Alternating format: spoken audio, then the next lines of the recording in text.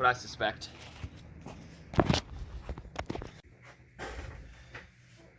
Alright, so, welcome back everybody. We thought that was the end. No. Yeah, I don't know if I'm going to do this as a continuation or anything, but I think I'll do that. So, saw that video of it cutting. What was happening? It did it 3 times on me. And then while it was sitting there running normally, it would have a high idle to it. And then it'd calm down after a moment. Even when I adjusted it, even if I didn't adjust the idle, it would calm down. So what do you guys suspect that is? Because I reviewed my last video. If you go back and look at it at 12 minutes to 12 minutes and 35 seconds, you might catch what I did. I can't believe I didn't catch it either. And of course there's gas in the gas tank, go figure. So let's hope we don't make too big of a gas mess. So any guesses there? It's my theory, fuel starvation. So when I went to first start it, it took it quite a while to pump fuel, get it to me. And any fuel that's in the bottom here was because of priming, not because of leakage or anything. But so we got to get this carburetor back out. I got to pinch off this fuel line. Hopefully I can successfully do it. Because I talked to Jeremy Bell. We kind of theorized for a minute. Then we came up with a theory here, and he just brought something up to me. Is the fuel line too small? No, we're using a proper size. So I'm trying to determine, I gotta pull the carburetor off. So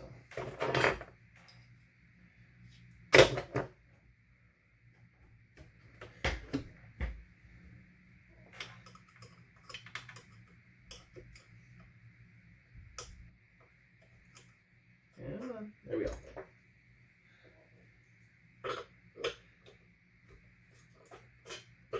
The only thing I should have done was cut slots in the intake so I could have slid this carb up and down rather than having to unbolt these all the way. So that's one thing I've done before. And one thing McCulloch did later on, actually. The downside was when you try to tighten it, it would try and suck itself up. So smell of gasoline. Can't believe I did that. That's all I gotta say. It's running good, but like I say, it took a while for it to get fuel. So, any predictions? I am recording, right? Yeah, okay. Got you. Got you guys. I think I got you guys in the right direction. Yeah, you guys are right side up, okay. Guess I never really noticed that the time is sideways, despite the fact you're holding it sideways. So,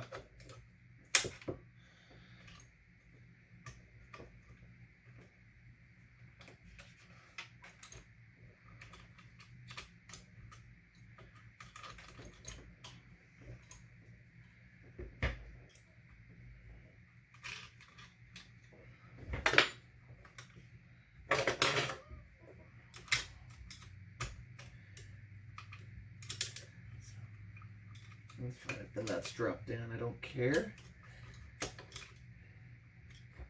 And of course I've got a hose clamp on the bottom of the carb.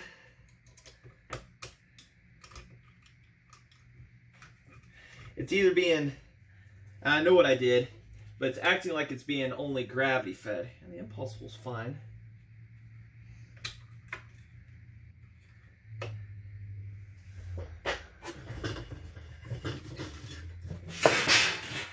Totally forgot I put that clamp on the carb. There's a pair of needle nose. Makes it a little bit of a pain. I don't know, can I try and pry that off? I'm curious if I actually need a hose clamp at this point on that. we're just after the goal of checking something. What my mistake I think I did, and I'm pretty sure I did, I'm 99% positive. I blocked the impulse hole when I went to put the intake on. Because if you go back to that video, you see me smearing Honda Bond. That was my mistake.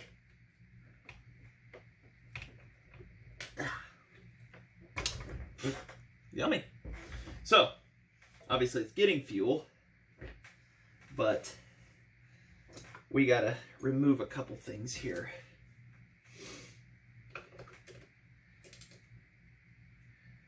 Put a little hardware over there. It's like one of those, you made a rookie mistake, didn't you? Yeah, but I'm only human. And I'll take that.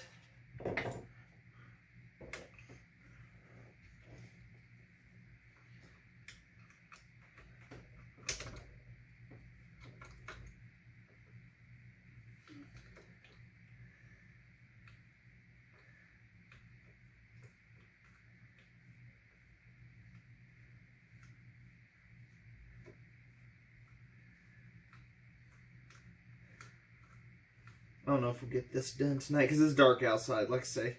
So, ain't gonna be making a cut tonight. But I did find a bar and a McCulloch chain outside. I didn't even know I had the chain.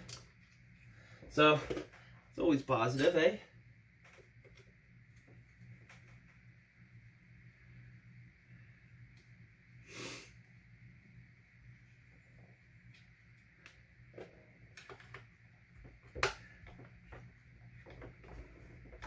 Ugh.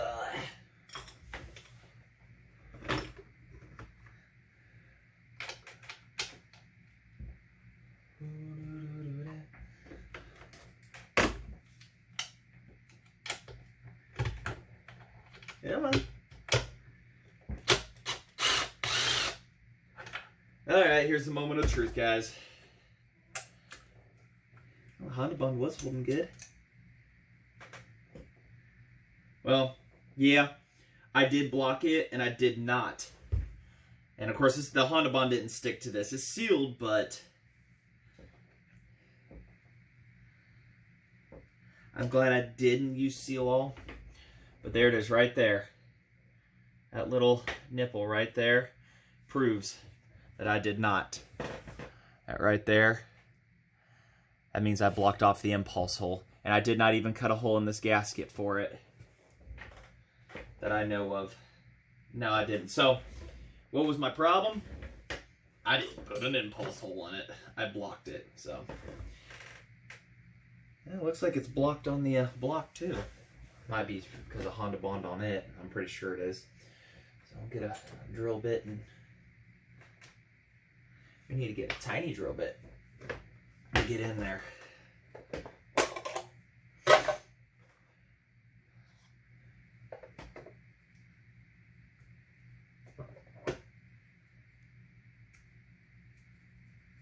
And we're in.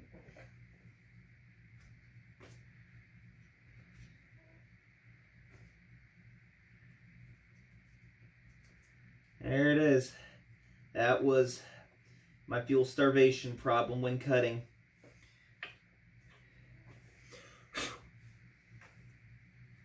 Something that simple. And it was gravity feeding, so that was a positive. So that tells me that my wick and everything is fine up to this point, but when under a load, it couldn't do anything. It couldn't do anything for me at all. So that was my mistake.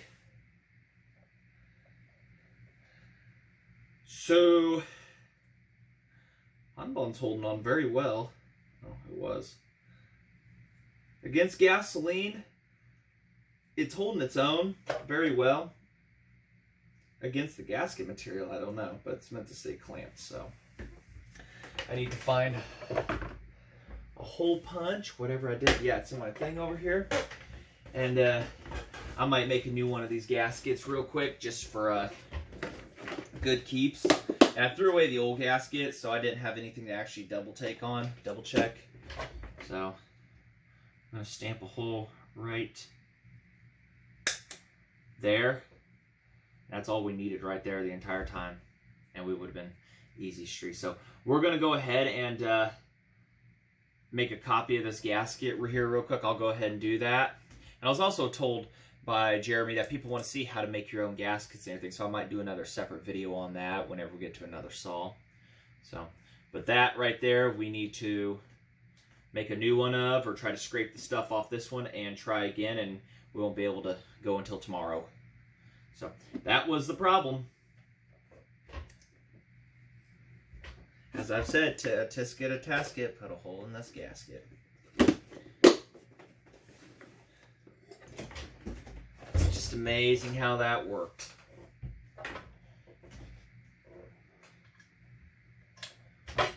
Alright, so let me get this other than that, she's running pretty good. I gotta say, not disappointed at all at her performance at all. Some people were asking why I wasn't screaming as fast as I couldn't tune her, guys. I couldn't tune her. So have you look in here, this impulse hole. Right. Take off the autofocus right there. That hole right there is where it's at. So all right, we'll get a gasket made here. I gotta remember not to get in a rush and have you guys here. Duh. Get the intake put on now.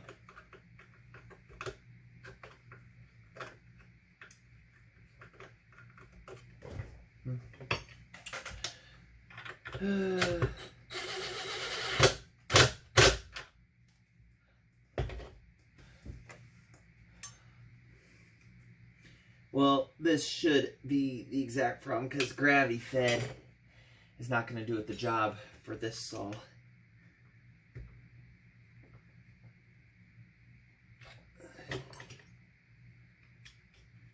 As it was proving.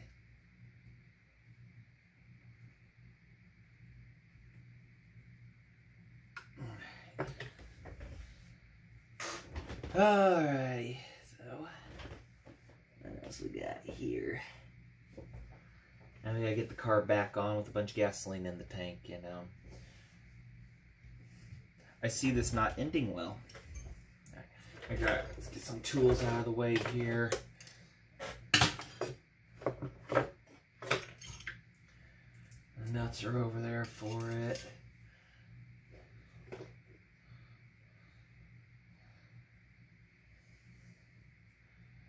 Like that.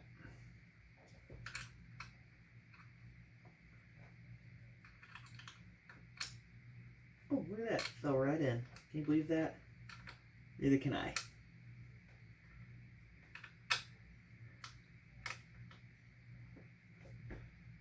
And the other one.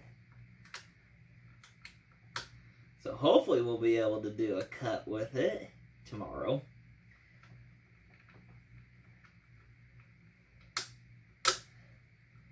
I know you're thinking, well, you're uploading this like on a midweek. Yeah, today's my birthday. Turned 31.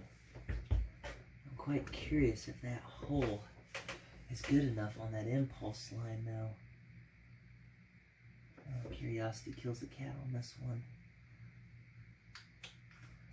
And that gasket, just to be safe, because that looks a little restrictive.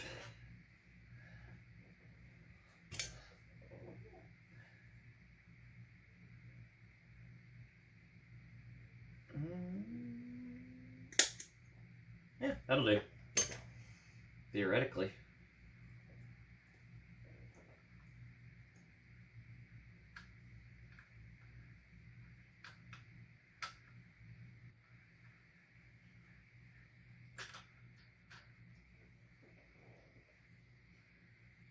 Yeah, it's not leaking externally and it's not leaking into the cylinder.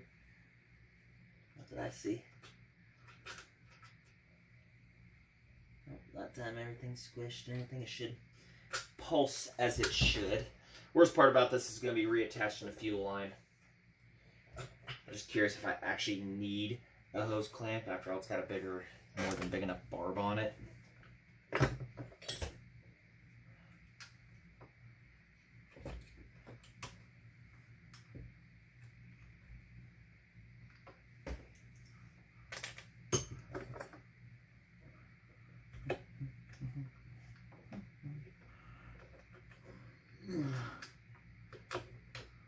That shouldn't leak at all, actually. Oh, I shouldn't be having a problem with that at all. So, you don't need a hose clamp. Make sure everybody's good in the line. And the nuts. That was fun last time. We had thinner pliers that last time. We had the good, meaty needle nose this time around. The last time I used my fingers.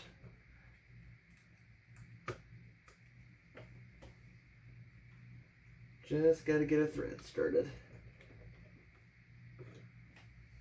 Yeah, no, that didn't do it at all.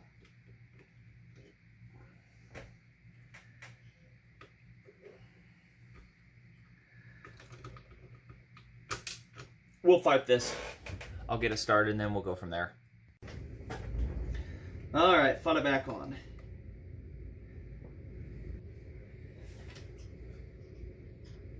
You had to cut that down, make it snub-nosed, I guess, if you want to call it that, to fit in here.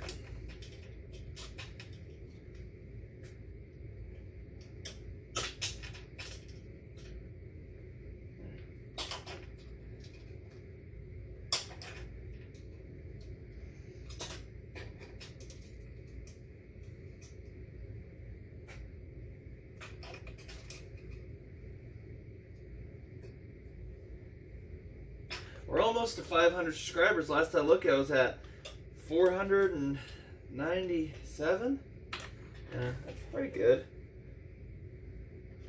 If we get more people on here so that we can have more videos and everything, to more people getting their hands on fixing saws, whether it be McCulloch, Home Light, Huskies and stuff. And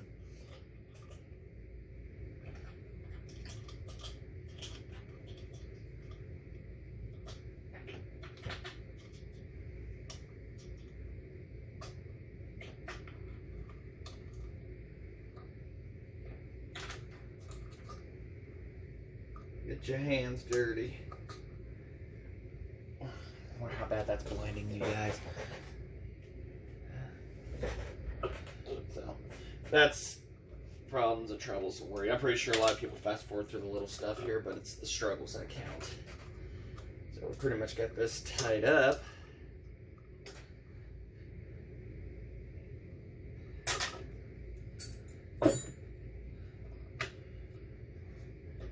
Throttle in.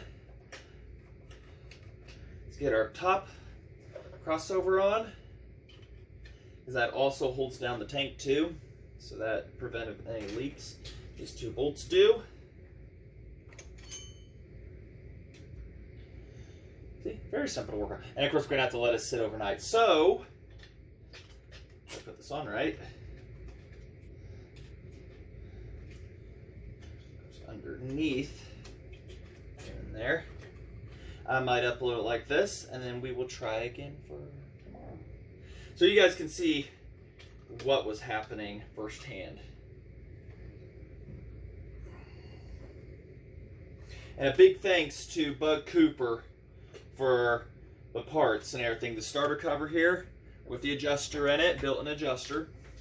I also got 3 air filters, 2 mufflers, one of them being a rotational, and a tank top. Tank top, get it?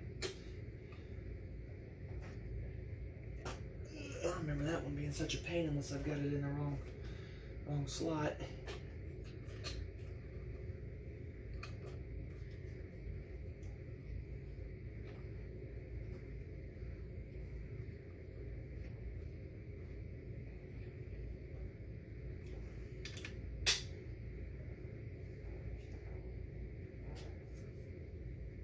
There we go. So, alright. So that is that. We have to wait till it cures, so we will end this one.